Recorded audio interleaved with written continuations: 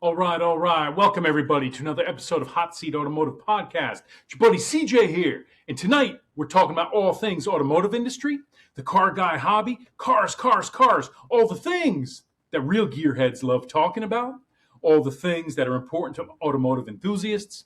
This is Real Gearhead Talk, guys, and this is the place to be for that Real Gearhead Talk. Welcome back to my subscribers. I love all you guys. If you're a guest, you're welcome here. I invite you to like and subscribe. That would be fantastic. Please leave me comments as well. Guys, I respond to all the comments I can. You know that as time allows. And tonight, guys, obviously I'm coming at you from an undisclosed location. Your buddy CJ on the road here, but you guys are important to me. This channel is important to me.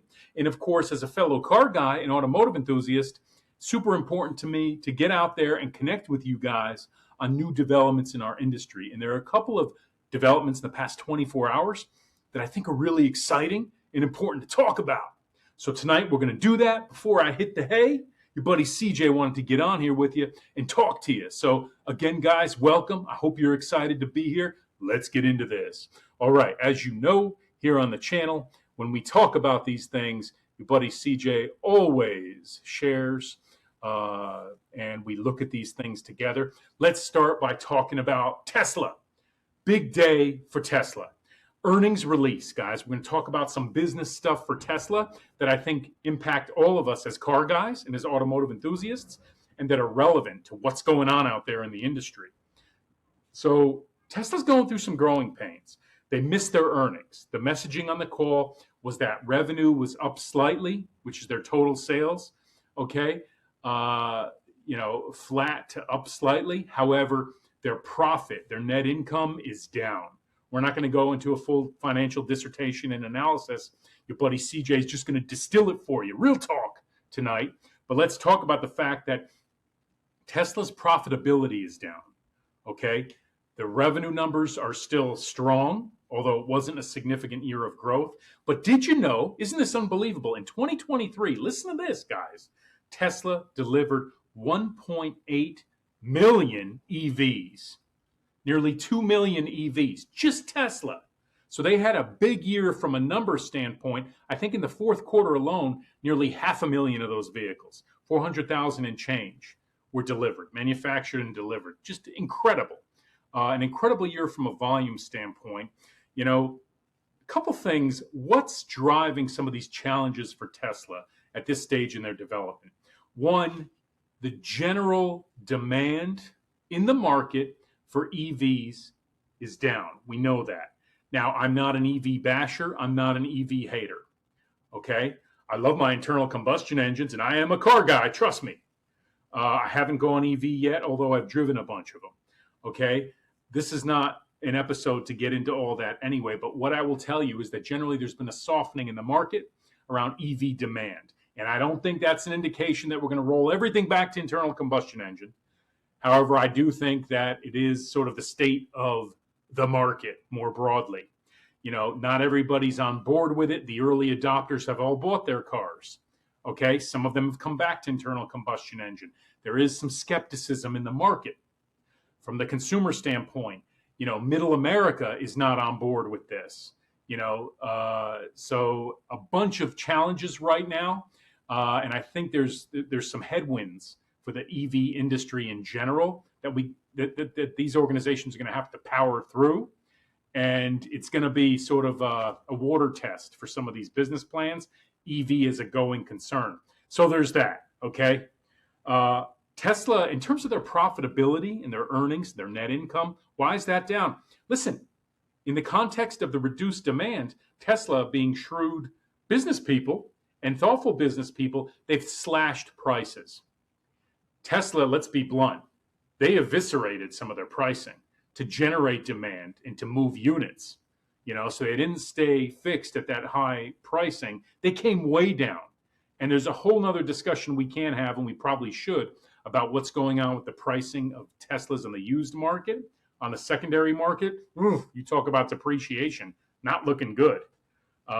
Maybe if you want to snag one on the cheap, but what kind of condition is that battery going to be in as these Teslas continue to age? Whole other topic. Tesla has had to slash pricing. I give them credit for that. for being thoughtful and taking action rather than taking it on the chin. They've also had to offer some incentives. These things have costs. These things have an impact on profitability, okay, and on margin, okay? So the other thing I'll say is that their car platforms are aging. You know, this Tesla Model S, we've been looking at this thing since like 2012. It's 2024. Hello, the Tesla Model S is stale. Anybody, do you even notice them on the road anymore? You know, I remember when they first came out, I was like, hey, gee whiz, there's a Tesla. Hey, look at that. That's an electric car. Now nobody cares. Literally nobody cares. Teslas are everywhere. And I'm not saying, listen, you can't argue with success. 1.8 million deliveries of Tesla EVs, that's huge for an organization that wasn't even on the radar, 20 years ago. But, now having said that, we need an update. And Elon Musk knows that. Leadership knows that. It's coming is the messaging they're telling us. Their engineers are working fast and furious. But the Tesla line is stale. The Tesla line is has aged. And competition in the market. There's all kinds of new, if you're into EVs, this is kind of an exciting time. If you're into innovation generally in the automotive industry, this is an exciting time. Okay, maybe we're not talking about Hemis and Hellcats and fire-breathing V8s, V10s, and V12s just coming out left and right. Unfortunately, it is what it is. But there are a lot of options in the EV market. EVs and hybrids, there's a heck of a lot of options. So whereas Tesla was really the only viable game in town for a long time, now every other manufacturer is getting on board and more EVs are getting introduced. There's China. And one of the things that was brought up on the earnings call is that China, this is the opinion of Tesla, is knocking them off, okay? And intellectual property concerns and that type of thing. We're not going to get into that on this call, but that's an issue. The manufacturing powerhouse and engineering powerhouse that is China is a threat to Tesla's market share and to other nations and other manufacturers who are competing with those manufacturers based in China. It's just the way it is in the automotive industry. So there's that. A couple of other things, guys, here on Tesla.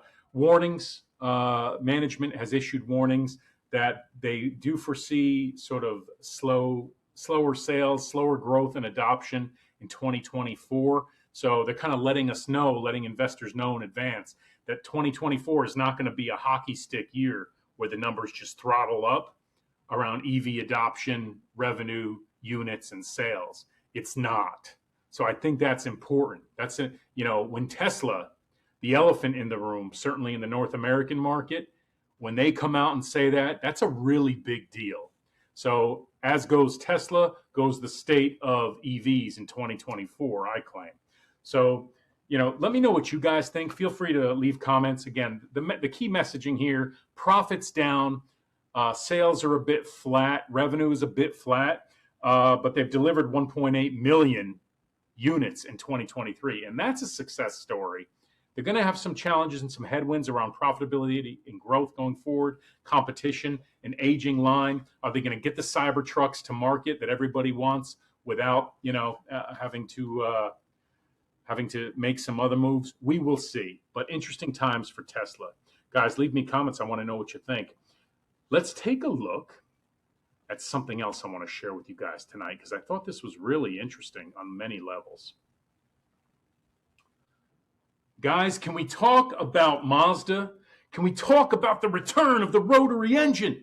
Are you kidding me? Is this 1983? No, it isn't. Not here to talk to you about a new RX-7 or RX-8 with a rotary engine, unfortunately. I wish I was. But Mazda has announced that they're going to refocus and bring back, I think, somewhere in the order of 30 engineers dedicated to the rotary engine, the Wankel engine. Now, for those that don't know, rotary engine does not use pistons and crankshafts and camshafts. The rotary engine leverages vanes and sort of a rotating mass, if you will. It's just different. I'm not going to get into the full architecture of it. Check it out, look it up. But what you've got are, small, compact internal combustion engines. They are internal combustion engines, but they leverage a different architecture. These are rotary engines.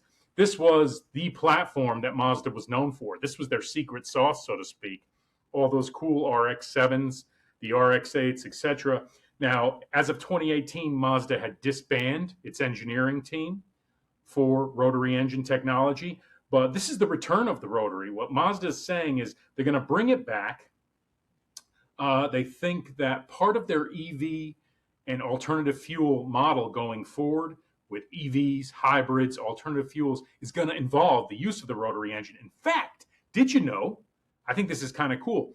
Mazda today markets in Europe and in Japan an EV that has a rotary engine powering a generator. So it's a bit of a hybrid model. It's not coming to the US. Currently, there are no plans to bring it to the US as it currently exists, but they're talking about potential additional models, leveraging the rotary engine, synthetic fuels, biofuels, alternative fuels.